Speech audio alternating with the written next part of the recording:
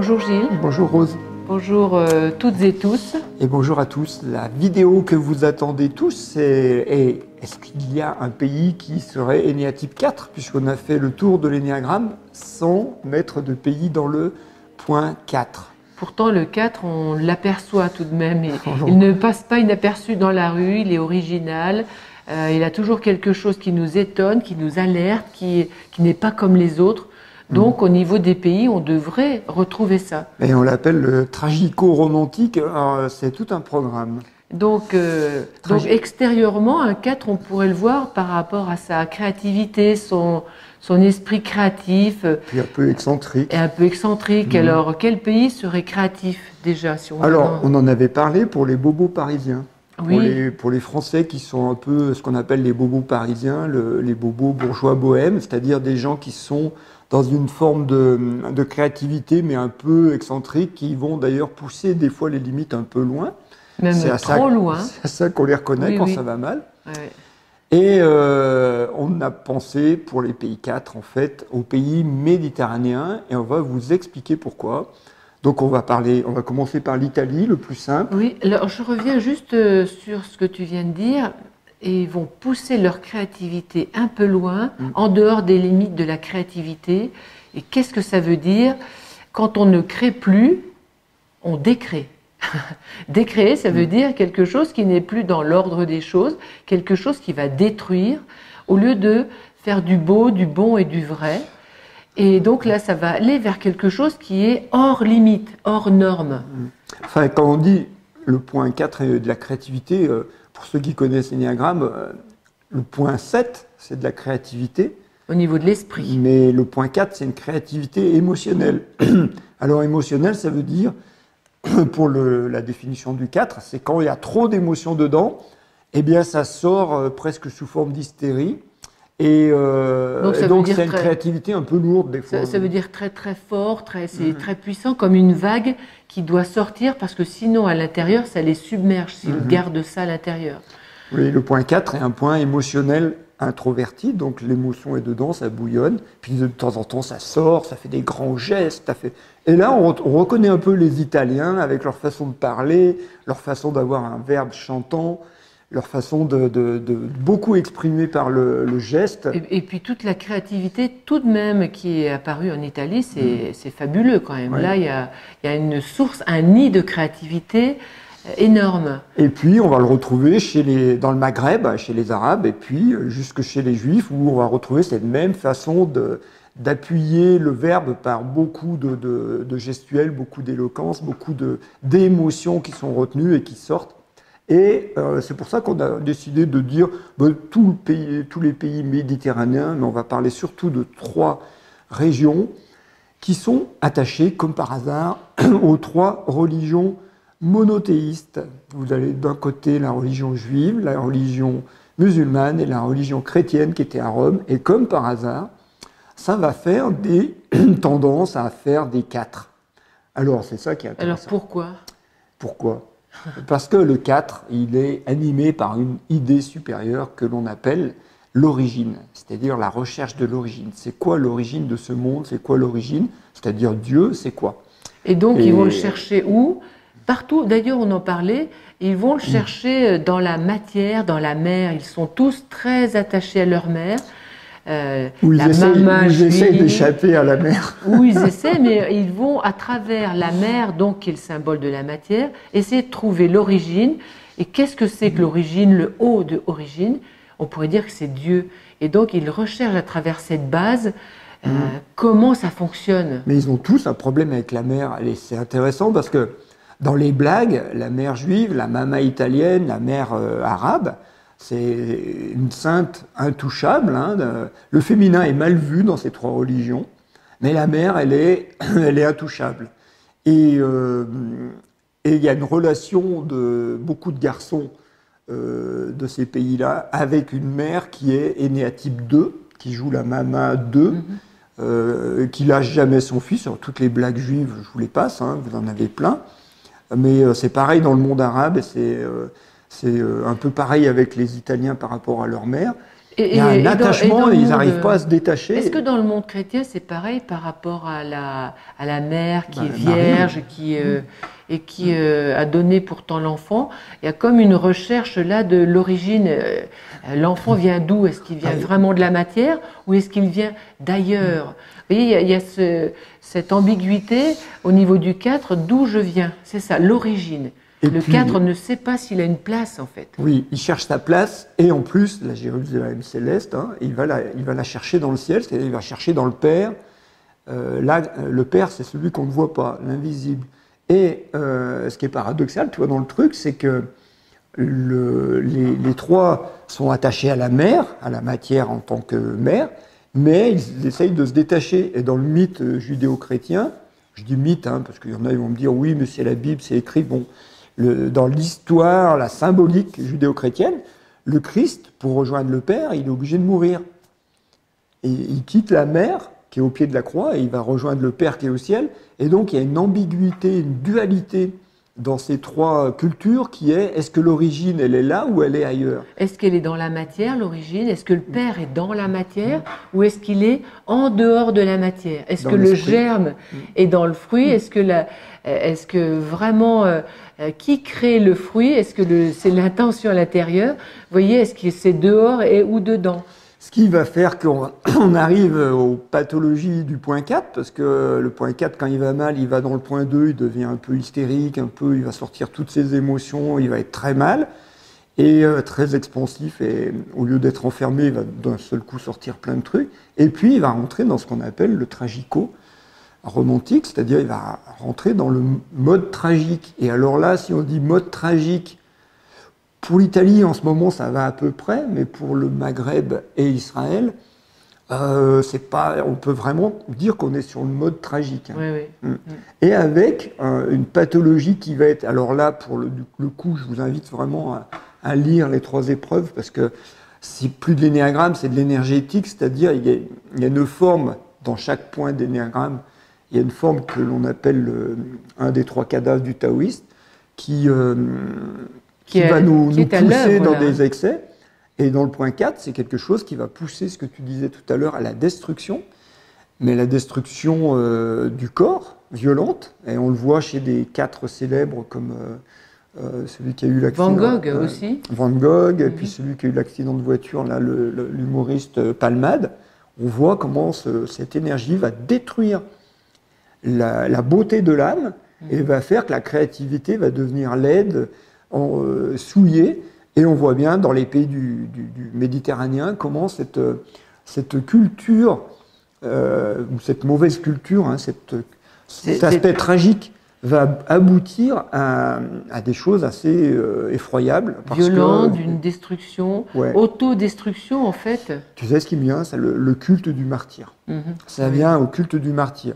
Le martyr, c'est le Christ, il va mourir et il aura le paradis. Eh bien, il y a dans ces trois-là, dans ces 3 religions et les pays qui sont attachés par cette religion, il y a cette forme de culte du martyr, et qui va être l'œuvre de ce qu'on appelle la demoiselle blanche quand elle est introvertie, qui devient une demoiselle noire. Oui, la souffrance.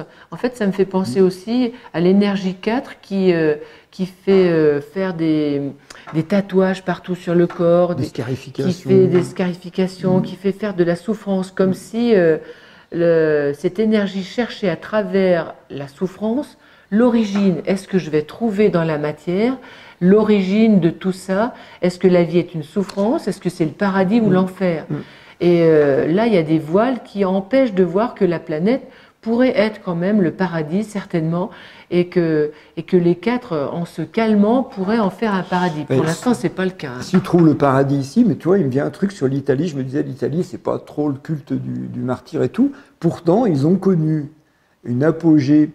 L'Empire romain a connu une apogée avec beaucoup de créativité. Si on va visiter le musée du Vatican, c'est incroyable, la beauté, la richesse, la perfection, vraiment une créativité incroyable.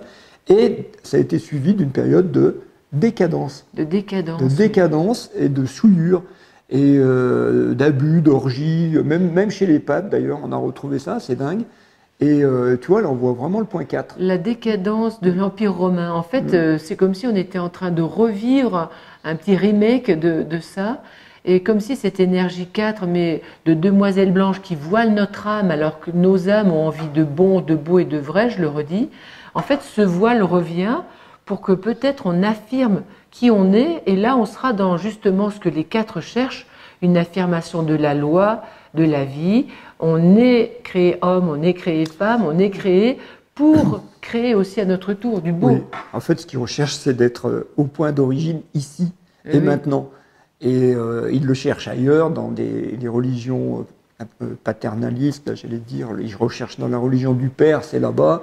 Là, on pourrait d'ailleurs parler en 2 mots du mythe du juif errant, hein, de celui qui ne trouve pas sa place, qui cherche une Jérusalem qu'il n'arrive jamais à atteindre, qui n'arrive pas à avoir son pays, sa place, son corps, et qui, quand il en trouve un récemment, va retrouver le même problème avec ses voisins. Enfin, ça se reproduit.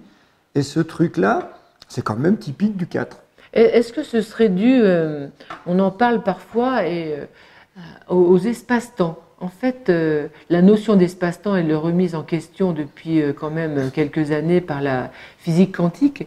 Mais le fait de rester accroché au passé, avec ce qui a été dit dans le passé par quelqu'un et pris au pied de la lettre, il y a 2000 ans par exemple, et non réactualisé, pourrait justement faire un décalage entre une croyance du passé qui n'est pas remise à l'ordre du jour parce que, comme on dit, le Dieu du temps évolue et la conscience évolue. Est-ce que cette réactualisation au niveau des croyances pourrait être valable et aider ces pays-là? C'est probablement ce qu'ils cherchent. Oui, c'est ce qu'ils cherchent. Ouais. Il y a un aspect aussi où on retrouve le 4, c'est dans la dimension excentrique, et on le voit par exemple chez les tenues vestimentaires des juifs orthodoxes. Ça ressemble presque, tu sais, à la mode du 4, là, comment on appelle ça, la mode gothique. Habillé tout en noir, avec enfin une sorte de... qui, perçu de l'extérieur, ressemble à un déguisement. On est dans le 4, c'est un point qui est dans l'image. Et, mais une image qui va être... qui va chercher à choquer, qui va chercher à dire « moi, je ne suis pas comme vous, regardez, moi, je suis différent ». Et alors, on le retrouve bien dans les aspects orthodoxes, ultranationalistes, tu vois, les trucs comme ça. C'est peut-être une question aussi de tradition, justement, ne pas bouger pour respecter la tradition d'il y a tant d'années, 1000 ans, 2000 ans, 3000 ans, enfin... Et pourtant, le 4 aime bien le nouveau, il aime bien créer des choses nouvelles et des modes nouvelles. Mais là, en l'occurrence, c'est plutôt attaché au passé. Ouais.